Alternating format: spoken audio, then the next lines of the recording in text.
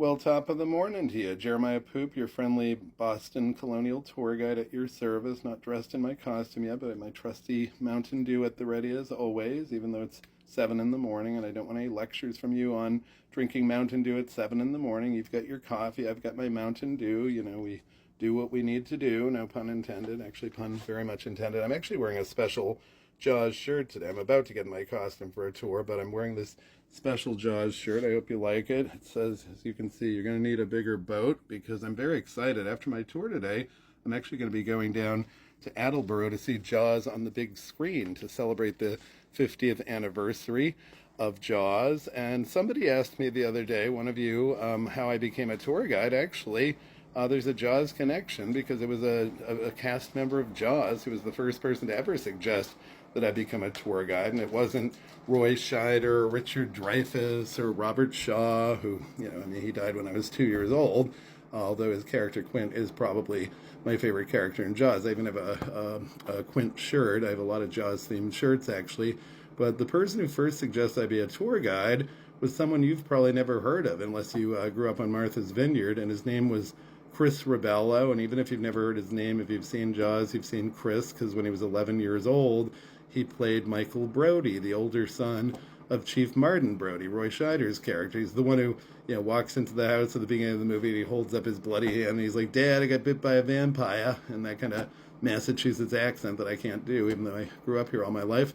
And, there's the famous scene of him, sailing with his friends in the boat in the estuary, and they get knocked over by the shark, and although they don't get eaten, they see a guy get eaten in front of them, and Michael's, like, in shock on the beach, unconscious, and that's when, Martin Brody decides he's got to get the shark, is because he almost just killed his son, so now it's personal. So Chris Ribello had a small but very important role in that film, and actually, I think really brings a lot of New England authenticity to the role with his wonderful accent. But I actually met Chris Ribello. It was about 25 years ago. It was about, I think it was April or May of 2000. And, I was working the old State House at the time. When you came into the building, it's a site on the Freedom Trail, historic old building. When you came in the building, I was at the cash register, and I'd be the one who greeted you and sold you your ticket. If you bought souvenirs, excuse me, I'd be the one who rung you up. And one day in the spring of 2000, we got a visit from an elementary school from Martha's Vineyard, and we got a lot of school groups in there, and they actually were supposed to get a guided tour of the building. And, while they're waiting for their tour, I'm chatting with one of the chaperone dads, and he was a really friendly guy, and I was telling him a little bit of the history of the building, some legends and anecdotes and stories, and very friendly. And then the site director came into the room, the woman who ran the building, and she told the group, she said, "I'm very sorry," but she said the person who was going to give you your tour had a family emergency and had to go home, and I would ordinarily give the tour to you instead, but I have a meeting I can't get out of, so I'm very sorry. You're going to have to do a self-guided tour, and we'll give you a refund, of course. And the dad, pointed at me at the register. He's like, "Well, what about this guy? Can he show us around? He knows his stuff. He seems to know what he's talking about." And she looked at me. I'm like, "No, no." And she came over, and she's like, "Do you know your stuff?" She's like, "Can you please do this? You'd be doing us a big favor. Otherwise, we have to give them a refund." I'm like, "I don't speak in public." But she persuaded me to do it. And so I showed the group around. They were very nice kids and nice teachers and parents. And I was so nervous. I was shaking by the end. So actually, after they were done with the tour, I ran outside just to get some air and calm down. And the dad came outside, and he's like, "There you are." He's like, "I just wanted to thank you. That was an awesome tour. The kids loved it." He's like, "I hope you don't take this the wrong way," but he's like, "You're really wasting your time behind a cash register." He's like, "You should be a tour guide. You're really fantastic.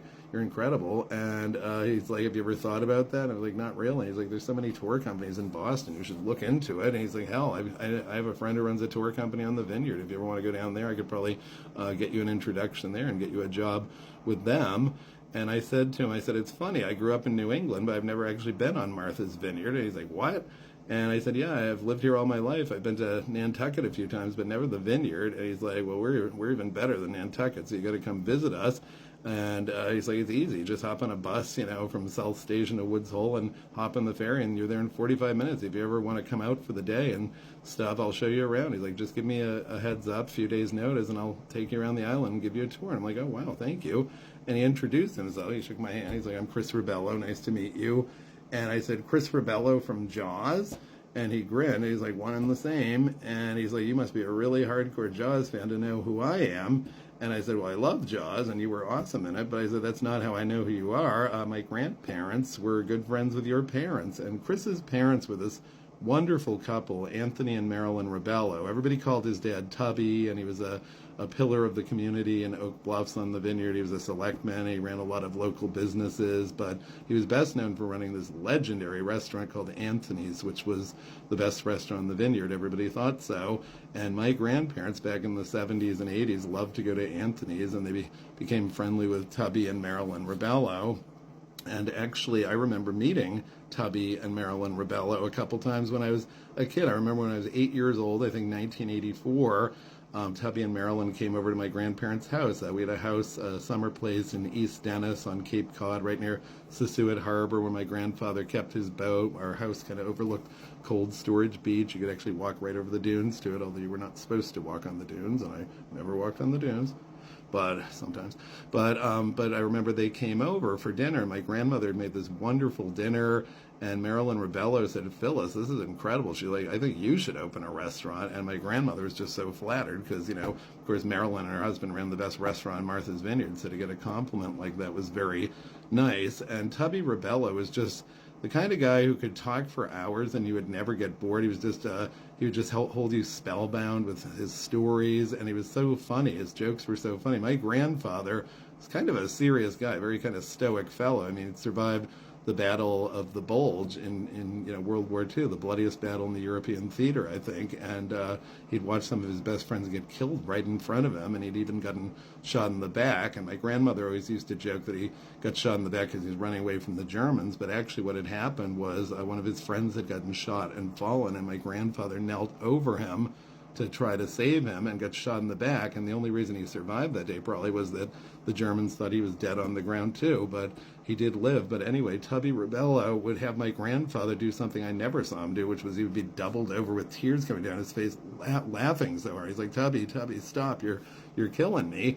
And I remember a few weeks after they'd had dinner at our place, Jaws was on TV, on TV 38, this old UHF channel, and that was the first time I actually saw it. It was all snowy and staticky, and they were showing the scene where Chris Rebello's character, Michael, is talking to his dad, and his dad wants him to use the sailboat in the estuary instead of on the ocean, or the pond, or whatever, and Chris is like, oh, the pond's for old ladies, and my grandmother came out at that moment, she pointed at him, and she said, remember Tubby and Marilyn Rebello, who ate dinner here a few weeks ago, who you liked so much? I'm like, yeah.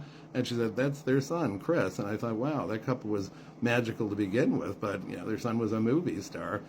But anyway, so eventually I did become a tour guide about 3 years after meeting Chris Rebello, and I actually wanted to thank him for kind of inspiring me, and I actually Googled him, or I don't think they even had Google in 2003. I could be wrong. I probably looked him up on Yahoo because I'd lost the piece of paper that he'd given me with his name and number. So I was looking him up so I could call him and say, hey, thank you so much for for inadvertently setting me on my career path that day and for giving me encouragement when I was feeling kind of down on myself. And I entered his name, and the first thing that came up was his obituary. He had actually died about 6 months after I met him. He's only 37 years old, young husband and father of 3 kids and a pillar of his community. He was the assistant football coach of Martha's Vineyard High School.